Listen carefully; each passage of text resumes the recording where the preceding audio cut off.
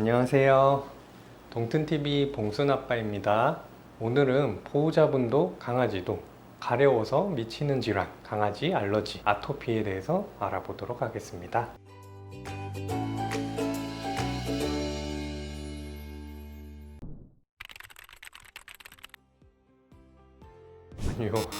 아니요. 강아지 알러지로 고생하시는 보호자분들이 얼마나 많은데요. 강아지 피부가 물리적으로 뭐 튼튼하다라고 한다면 그 말 자체가 조금 틀렸고요. 오히려 얇고 연약하다고 보는 게 맞죠. 사람 피부에 비해서. 설령 이제 물리적으로 튼튼하다고 하더라도 알러지랑은 연관성은 없습니다. 네, 어느 정도 맞는 말입니다. 사실 이제 알러지라는 게 다양한 과민 반응을 좀 통칭하는 말이라고 할 수 있는데 음식 알러지, 식이역작용, 천식 같은 것도 있을 수 있고 근데 그 중에서 사실 대다수를 차지하는 게 아토피성 피부염이랑 식이역작용 같은 것들이에요. 그래서 그렇다라고 할 수 있습니다. 맞는 말이에요. 음식 때문에 알러지가 발생하는 거면 음식 알러지, 식이역작용 이런 쪽으로 분류를 하는 게 맞기는 한데요. 아토피의 경우가 식이 알러지에 의해서 증상이 좀 심해지는 경향도 있고 어느 정도 연관성도 있는 걸로 알려져 있기 때문에 사료나 음식을 먹어서 아토피 증상이나 이런 게 악화되거나 증상이 나타날 수도 있습니다. 그런데 실상은 이 음식 알러지랑 아토피 자체를 좀 구분하기도 좀 어려워서 일단 먹이는 사료나 뭐 그런 것에서 증상이 좀 심해진다거나 하는 경향이 있다면 일단 회피를 하시는 게 좋은 방법일 것 같습니다.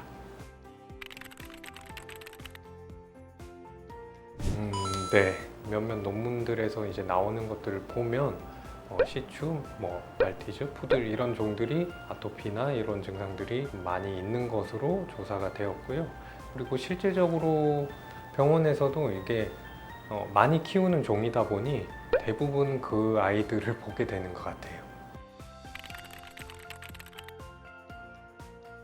네, 맞아요.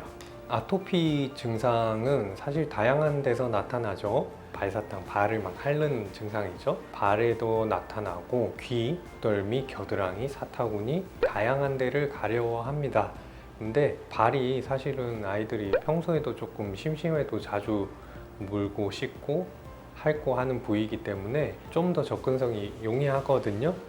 그리고 증상이 조금 아토피가 약할 때 좀 더 자주 목격되는 그 이후에 다른 부위가 보이고 이런 경향이 좀 있는 것 같아요.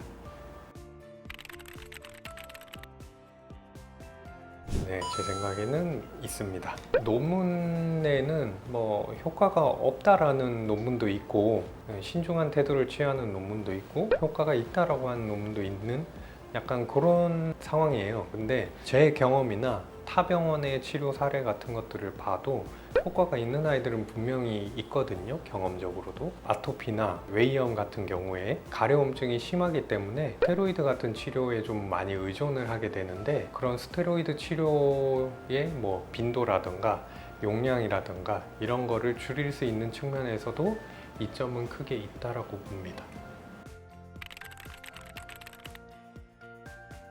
아니요, 그것만 있는 건 아니에요. 다른 방법도 있어요. 사실 이제 아토피 증상이 좀 심하게 올라왔을 때는 스테로이드를 써줘야 효과가 있습니다.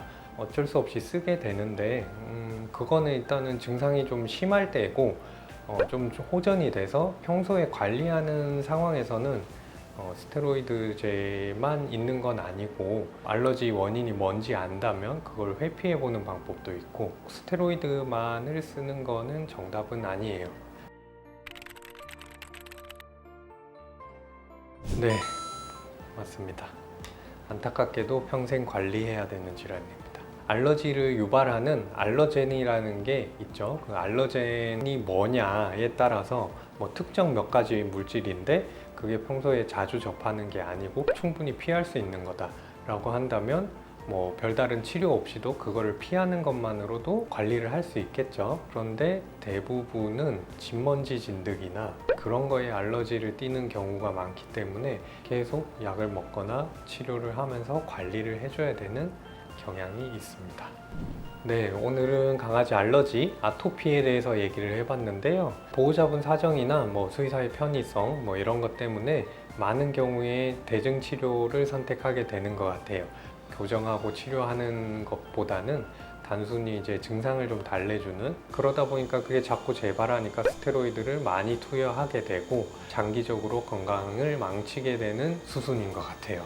그래서 한 번쯤은 알러지의 원인이 뭔지 한번 파악도 해보고 다른 치료법들이 있으니 그런 것들을 시도를 해보는 것도 좋지 않을까 싶어요. 다음 시간에도 알찬 내용으로 찾아뵙도록 하겠습니다. 지금까지 동튼TV 봉순아빠였습니다. 감사합니다.